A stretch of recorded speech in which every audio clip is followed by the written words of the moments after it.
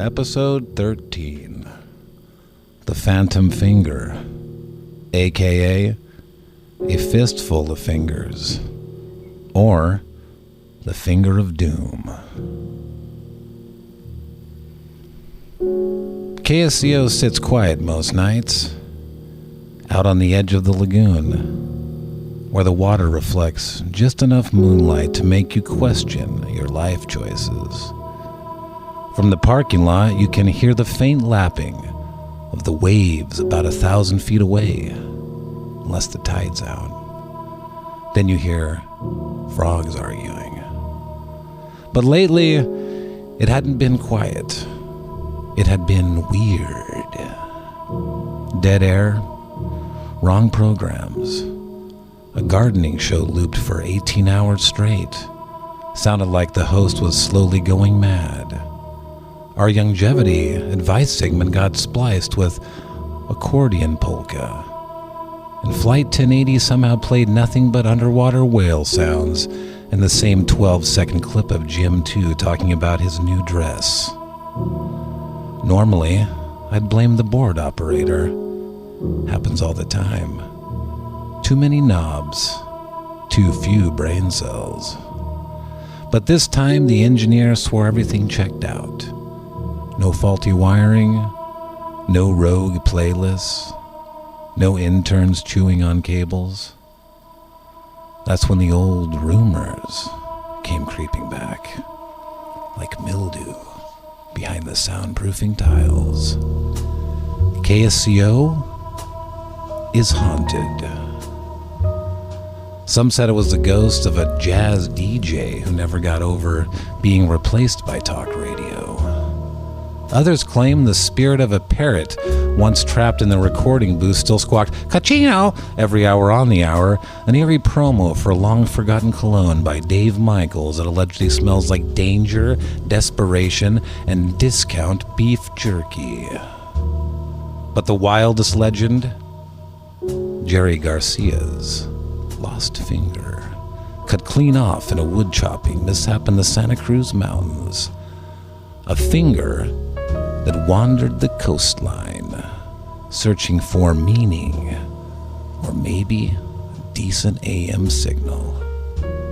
I didn't believe it until I saw it. In Studio C, crawling across the mixing board like a stoned inchworm, a pale, wiggly finger. No body, just the digit.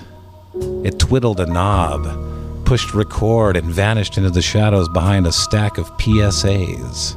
I gave chase, tripped over a reel-to-reel tape recorder from 1974. The finger was gone, and the room smelled faintly of patchouli, mildew, and a hint of overpriced burrito. I started digging, figuratively at first. I looked at the logs, the wiring schematics, even the maintenance closet with the cursed mop. That's when I found it. A secondary signal transmitter, buried in the crawl space above the community calendar studio. It wasn't supposed to be there. And it was pulsing. Somebody was hijacking our signal. The interference led me to the back shed. You know the one.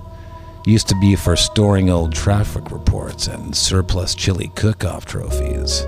I crept in, flashlight still shaking slightly, not from fear, but because I had skipped lunch.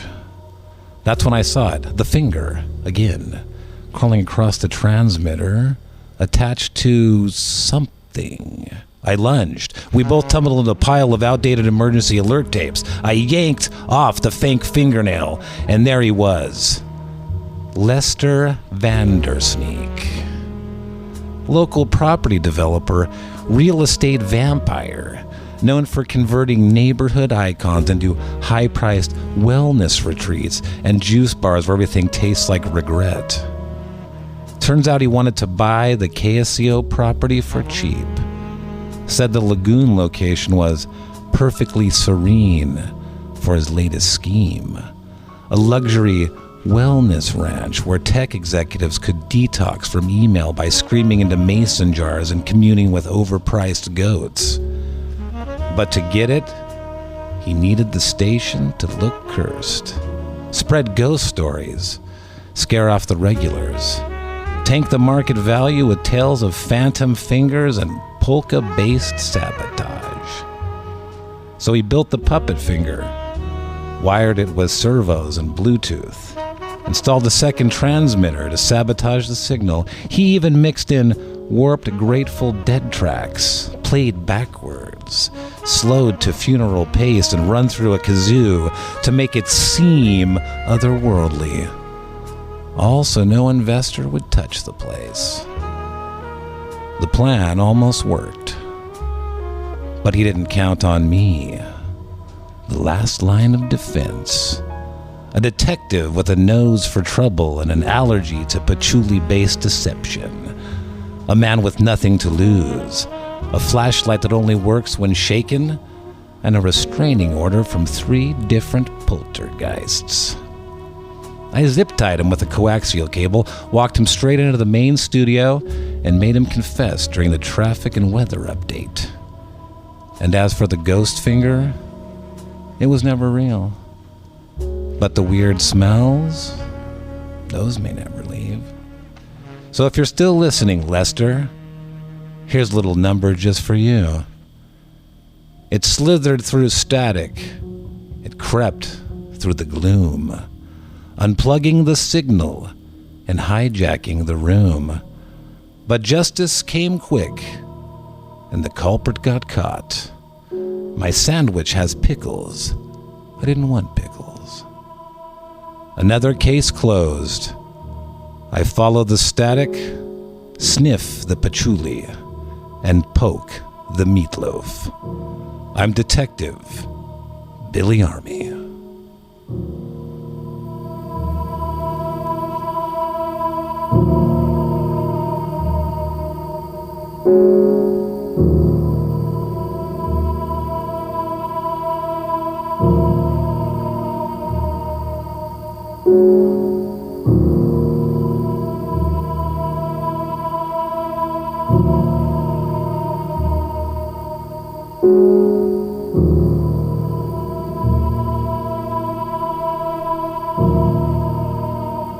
Episode 13. Great job, Billy. This song freaks me out, dude. This music. It is a freaky one, yeah. Totally Every time, creepy, I know man. It's got something to it. Yeah, that is. By the way, if you're wondering who that is, that does that song, it's called Maximum Black, and it's by Boren und der Club of Gore. Boren und der Club of Gore. A German? It's German, yeah. Wow, wild.